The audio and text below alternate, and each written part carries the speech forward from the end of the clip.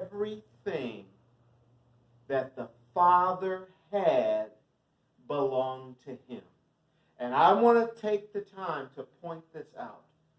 There are people that love God, that are very serious about God, that love him with all their heart. They pray, they read the Bible, they're at church every time that the doors are open. They do out of a pure desire because they love God. They do all that they do for God. But they do not realize what they have. That all that God has is theirs. And so because you don't understand that all that God has is yours, you don't benefit from it. The Father wasn't saying, you don't deserve it. The Father wasn't saying, oh, I love him, he's my favorite, you're not. The Father was saying, the problem is you didn't understand that all that I have is yours. That's what the issue is. Until we discover that the Father's heart is generous, we have been led to understand in various ways that you got to squeeze God. You got to beg God. You got to push God. And then maybe he might get interested in doing something special for you. I'm here to tell you, you got to let that go. That is not how God is. The Father was saying, son, you didn't understand. All that I have is yours. My heart is just as good to you, is just as big and generous to you as it is to him.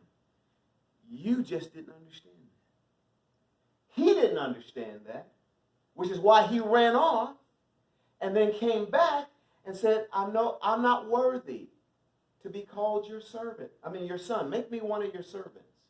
Because he didn't understand the way my heart is what the Father was saying. And you don't understand that my heart is generous. I want you to have more than you want.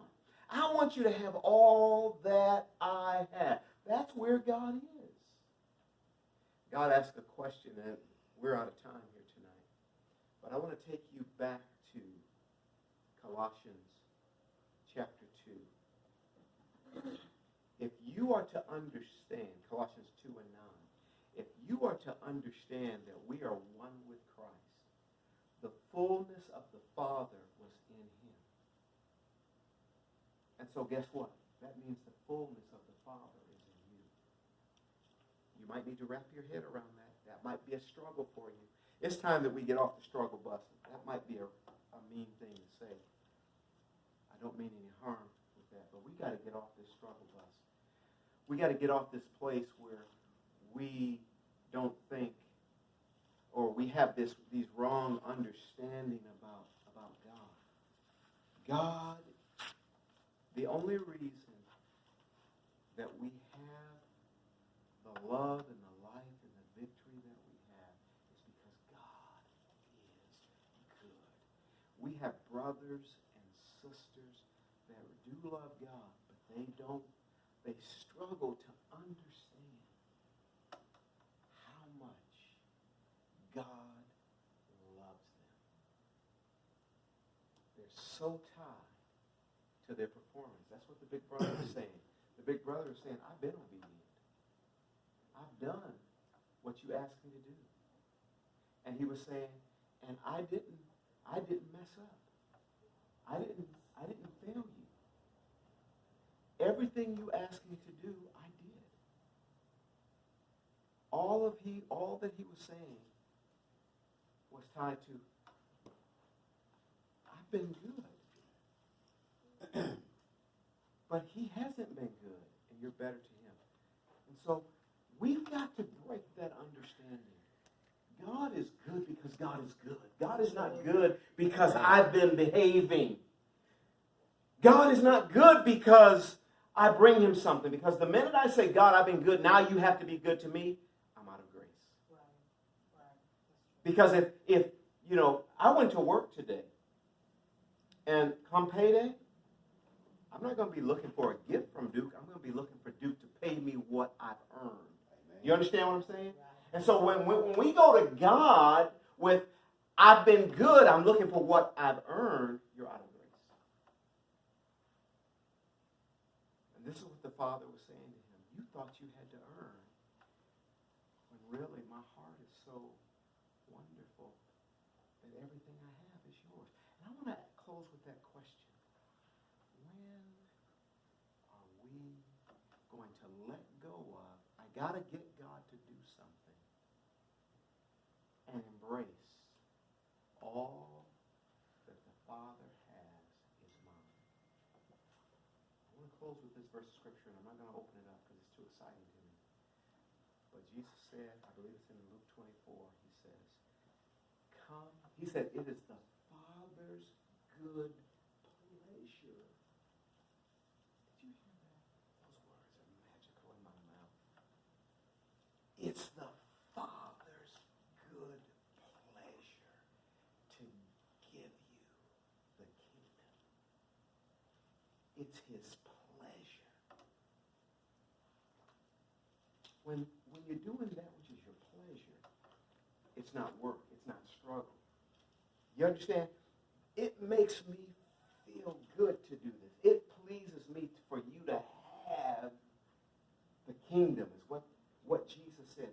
The Father is not going to smile until you get the kingdom. The Father is not going to say, well done, I did that thing, until you receive the kingdom. Come and receive a kingdom prepared for you of my Father as he prepared a kingdom unto me. That's what Jesus said. The Father is not going to have rest or delight until you enjoy what he wants you to have. I don't care what you've been thinking. All I know is that I'm discovering that God is good. I don't have to go to God and say, God, you know how I failed you and I don't deserve it, and Lord, it's just poor me.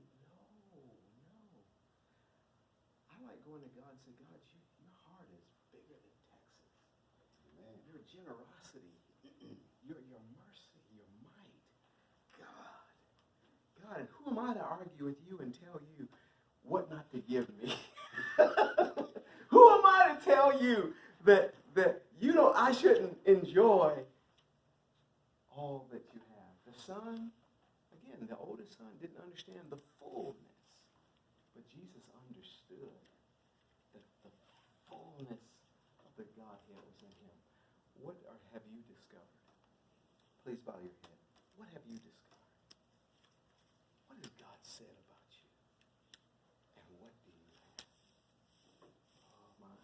When you start catching a glimpse of this, it's going to get you so excited about all that God has for you.